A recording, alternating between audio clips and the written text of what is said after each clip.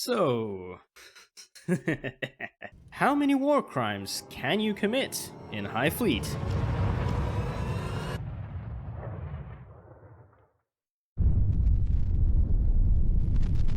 What is up, my most goofy and whimsical Tarhans? I'm Captain B.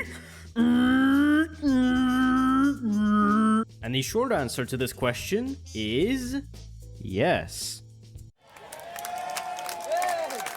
Yep, that's it. End of the video. Just cut. Theoretically, if we consider that launching one funny warhead at one town causes the game to give you a bonus point in kindness, because remember, we are the good guys here, then we can achieve just about 113, 114, give or take. Since there are 114 marked towns. Wait, sorry, I meant to say strategic military targets. In Gerat in total, including Hiva. Now the reason I say 113 and not 114 is because I'm not going to be including Ur for this video, nor am I also going to be including the 6 hidden cities in Gerat. Because, I mean, how the fuck could you? How could you be so cruel to your own loyal constituents like that? Ugh, gross. Now, if we consider that if you launched another missile onto an already struck strategic military base and you get another funny message pop up, then we can theoretically commit 226 horrendous acts of kindness. Right? In theory, yes, assuming that you somehow have that many warheads lying around in your fleet. But in practice, alas, reality is oftentimes disappointing. Now, in a realistic scenario, with a legitimate campaign with a specialized ship for the specific purpose of maximizing war crimes, because yes, you could pretty much nuke almost half of Gerat, give or take. And your biggest constraint in this regard would be your budget, since funny warheads, surprise surprise, are fucking expensive for some reason. I wonder why. And so in my first test that I've done, where I only had the basic starting budget of 320,000 gold, where I also didn't have any extra cash, and I brought just one specialized vessel. I brought with me 64 funny warheads, 56 of them being R3Ns, whilst the rest were H15Ns, in order to deal with whatever riffraff I might find on my journey, such as, but not limited to, strike groups. Because yes, and also fuck them. Now, my very first run of that particular test wasn't entirely successful, as I got humbled by a stray missile carrying group before I could even expend all of my funny missiles. Here's footage of that happening.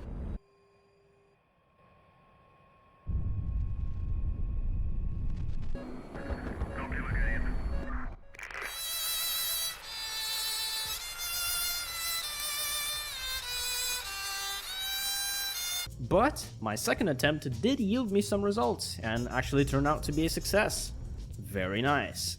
I've expended all 64 missiles, I've struck 50 different totally strategic military targets, and from all of that, I got a grand total of 53 funny moments.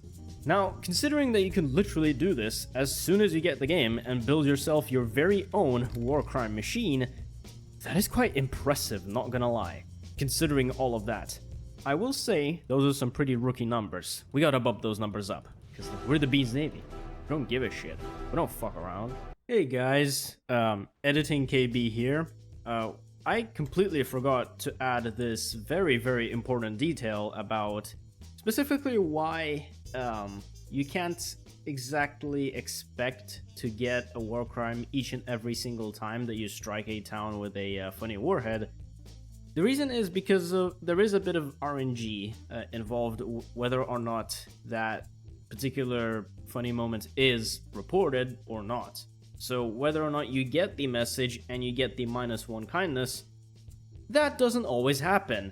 And this is especially the case in early game in many instances. At least in my experience. And so if there's going to be really any sort of deviation from any particular numbers of the amount of war crimes that you could commit, it's due to that. Anywho, back to the original scripted fucking I have to script my content nowadays. I've stooped so low. And so in my second test, I've decided to give myself a somewhat unlimited budget so that I could bring 3 specialized missile carriers along with some escorts, just for fun. And I had around 312 warheads to start with, 264 of them being R3Ns, which I've had sort of split between 3 different squadrons. Now the goal of that particular run wasn't necessarily to expend all of the missiles, because I mean that would have taken quite a long time, but rather the goal was to strike every single town in Gerad at least once, including Hiva, and just see how many atrocities that makes.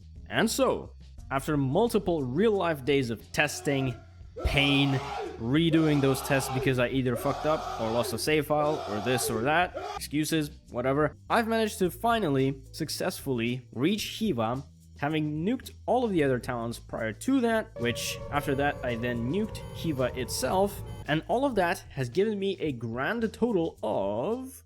Can we get a drum roll?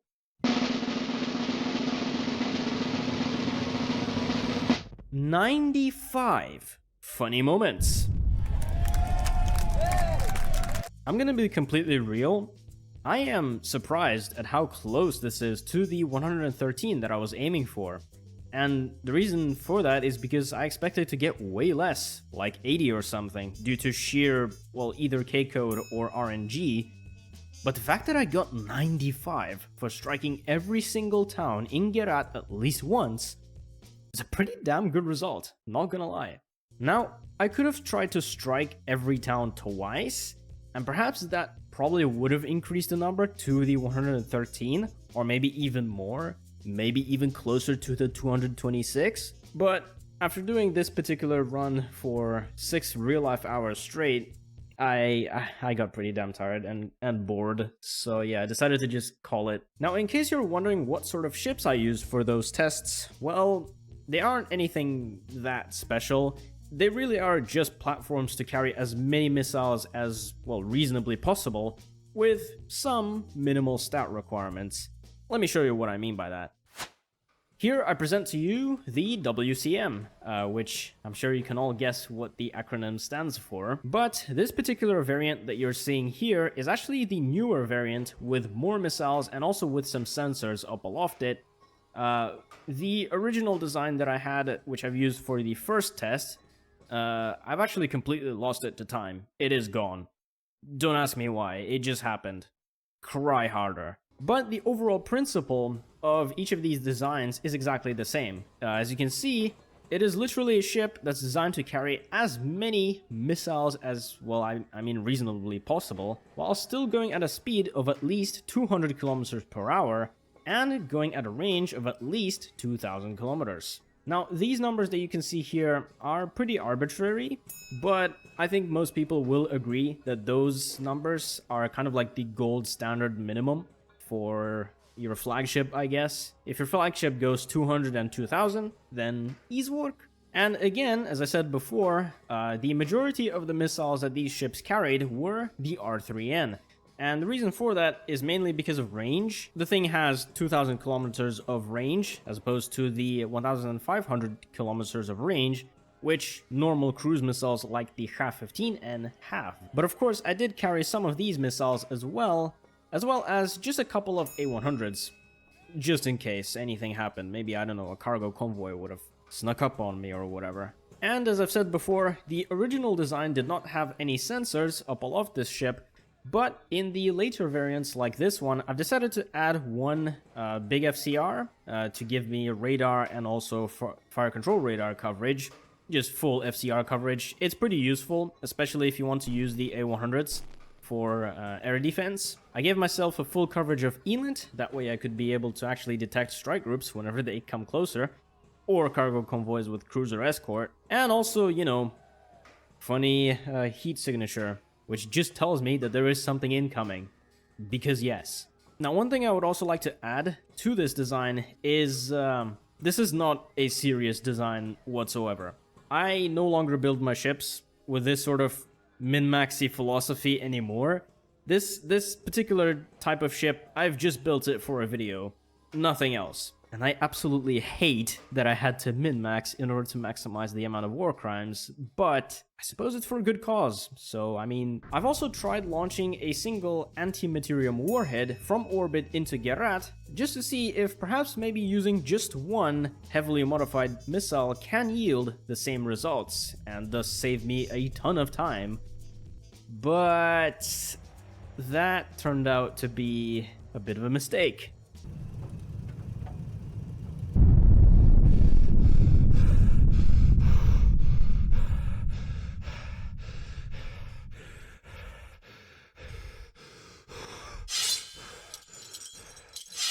That shit right here lasted a solid 10 minutes before I just figured that it wasn't gonna go anyway, so I guess I just called it a day.